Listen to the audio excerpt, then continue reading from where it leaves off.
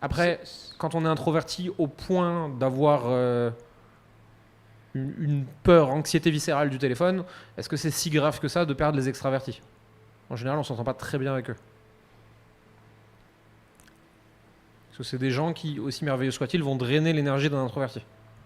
Donc l'avoir en client, si vous en êtes à ce stade-là, encore une fois, hein, et tout ce que je dis là n'est pas une obligation ni une injonction, mes théories personnelles, hein, ça n'engage que moi. 2 choses à ajouter. La première, quand on fait de la vente par écrit, il faut vraiment comprendre que c'est la loi du volume. Il faut vraiment être dans le volume. C'est-à-dire que là, il faut vraiment que je bombarde les messages de connexion, de création de relations, de qualification. Il faut vraiment que j'aille vraiment comme un bourrin. Et la deuxième chose, c'est qu'il y a un levier psychologique, il y a un palier psychologique à comprendre quand on fait de la vente par écrit. Quand on est connu, quand on a une audience, etc., on peut se permettre d'aller chercher des deals jusqu'à 100 000 euros en vente par écrit, c'est OK. Mais quand on démarre et qu'on n'a pas d'audience, encore qu'il y a un cours de construction, une stratégie en cours de mise en place, il y a des leviers psychologiques quand même qui nécessitent qu'on arrête par écrit et qu'on passe par téléphone. Tu vois, avant Covid, le palier il était à 5 000 voire 8 000 euros. Depuis Covid, avec tout le monde est éduqué aujourd'hui à ce qu'on appelle la vente et un appel de vente, le palier est descendu. Là, je pense qu'on doit être entre 2 000 et 3 000 euros. Où, au bout d'un moment, en fait, tu as absolument besoin d'appeler une personne pour travailler avec elle sur ses croyances, sur ses peurs. Plus votre marque personnelle est élevée, plus vous pouvez vendre cher et facilement seulement par message. Pour une histoire de confiance, 100%, hein, c'est rien d'autre. Hein. Si demain Tony Robbins vous envoie un DM, il n'aura aucun problème à vous closer à 50K si c'est ce que vous vouliez acheter. Hein. Et c'est Tony Robbins, quoi. Et bien sûr que je vais lui répondre.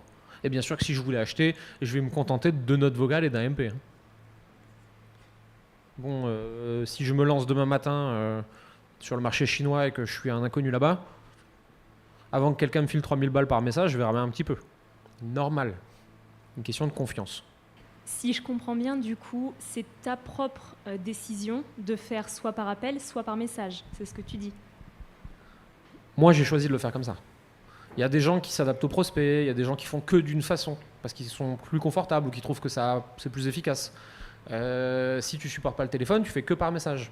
Ce sera plus dur. Si tu es concentré sur ton taux de closing, que le reste tu veux pas le savoir, tu fais que au téléphone, ce sera plus efficace. Si tu as des clients qui sont aux 2 extrêmes du spectre, tu peux les laisser décider. Ou, et moi ça a été mon cas, c'est je choisis selon mon humeur du jour. Il n'y a pas de règle en fait. Ce qui maximise ton confort, le confort des personnes en face et les résultats, c'est d'être souple et s'adapter à la situation. Et justement, à quel moment tu sais si une personne, elle va préférer être par écrit, si elle ne te le dit pas, si elle va préférer être par écrit ou par appel? Parce que l'objectif, c'est quand même d'aller caler un max de R1. Donc tu poses tes premières questions de qualif. Mais à quel moment, toi, tu arrives à déterminer si la personne, elle préfère rester à l'écrit ou à l'appel? Alors, l'extraverti te le dira tout seul, en disant qu'il a besoin d'un contact.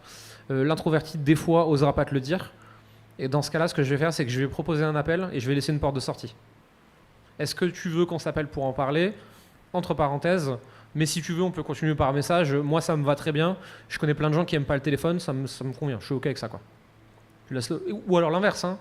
Ce que je te propose, c'est qu'on en parle ici en échangeant quelques messages, entre parenthèses, sauf si tu es vraiment plus confortable avec un appel. Dans ce cas-là, on se programme ça. Toujours laisser une porte de sortie.